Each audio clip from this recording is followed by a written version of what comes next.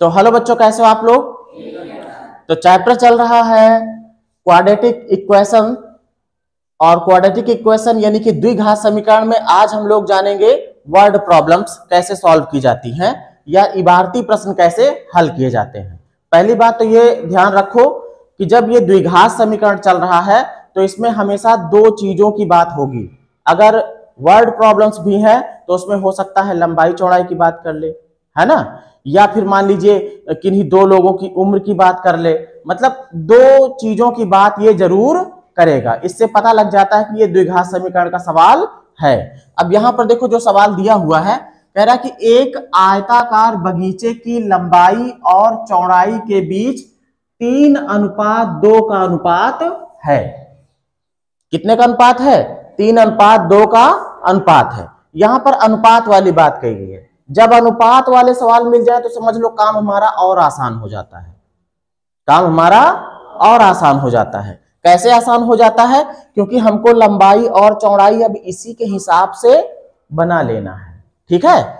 अब इसके बाद देखो कह रहा, यदि बगीचे का क्षेत्रफल 600 वर्ग मीटर हो तो बगीचे की लंबाई और चौड़ाई ज्ञात करो।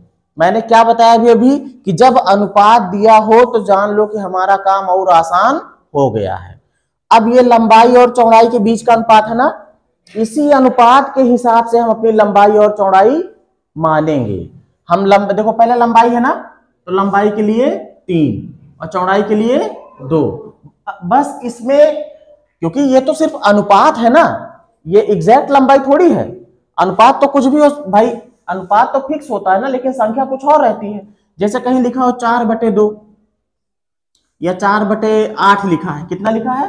8।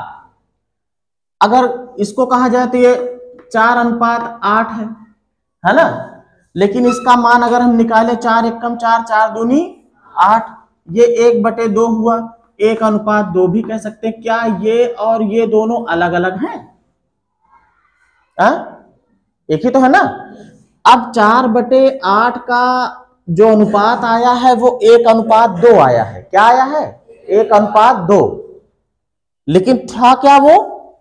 4/8 था। मतलब कोई 4 था तो कोई 8 था, लेकिन अनुपात में क्या है? 1:2। 1 और 2 कहा गया। तो अनुपात जो होता है वो एग्जैक्ट वैल्यू नहीं होती है ना, बल्कि उनके बीच का संबंध होता है। क्या होता है? संबंध होता है। तो अभी हम यहां जो 3 दिया है, अनुपात 2 दिया है, तो लंबाई को हम 3 नहीं समझेंगे, क्योंकि 3 नहीं हो सकता है। 3 तिरिका 9 रही हो, 3 चौक 12 रही हो। हल करके 3:2 बना दिया गया है। जैसे 4/8 था तो हल करके हमने अनुपात 1:2 बना दिया। ये भी तो हो सकता था कि 16/32 भी हो सकता था, है ना। मतलब कोई 16 रहा हो और कोई 32 रहा हो, किसी का मान 16 रहा हो, किसी का 32 रहा हो, लेकिन हल करने के बाद अनुपात कितना बना? 1:2। तो अनुपात जो है वो एग्जैक्ट मान नहीं होता है। तो एग्जैक्ट मान क्या है वो पता हमको नहीं है, लेकिन उनके दोनों के बीच का संबंध पता है कि कौन किससे किस अनुपात में छोटा या बड़ा है, या कितना गुना बड़ा है।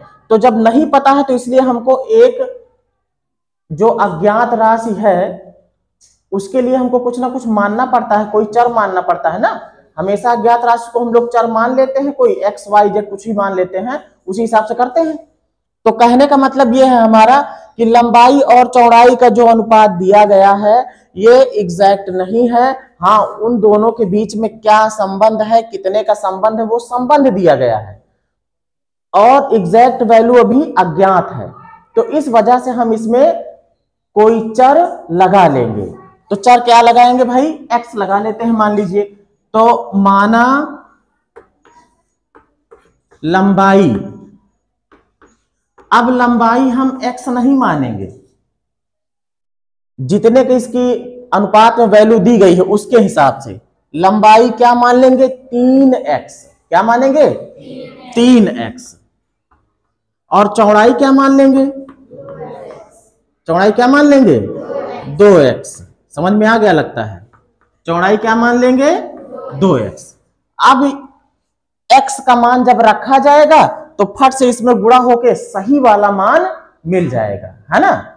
अब देखो इसके बाद क्या कह रहा है, कह रहा कि बगीचे का क्षेत्रफल 600 वर्ग मीटर है। तो बगीचे का क्षेत्रफल, बगीचे का क्षेत्रफल कितना दिया है भाई, 600 वर्ग मीटर। 600 वर्ग मीटर दिया है ना। अब देखो बगीचा कैसा है, आयताकार है। कैसा है, आयताकार, आयत के जैसा बना है। आयत में आमने सामने की भुजाएं बराबर होती हैं, कुछ इस तरीके से होता है ना। जो बड़ी भुजा है इसको लंबाई मान लेते हैं, और जो ये छोटी वाली होती है इसको क्या मान लेते हैं, यही तो करते हैं ना, है ना। तो अब देखो बेटा, जब आयताकार कोई आकृति हो तो उसका जो क्षेत्रफल निकालने का फार्मूला होता है, आयत का क्षेत्रफल का फार्मूला लग जाता है उसमें। क्या होता है आयत का क्षेत्रफल, लंबाई गुणे चौड़ाई। मतलब बगीचे का क्षेत्रफल निकालेंगे तो हम लिखेंगे लंबाई गुणे चौड़ाई बराबर कितना है, 600 वर्ग मीटर, है ना। अब लंबाई हमने मान लिया है अनुपात के हिसाब से 3x, चौड़ाई 2x बराबर कितना 600।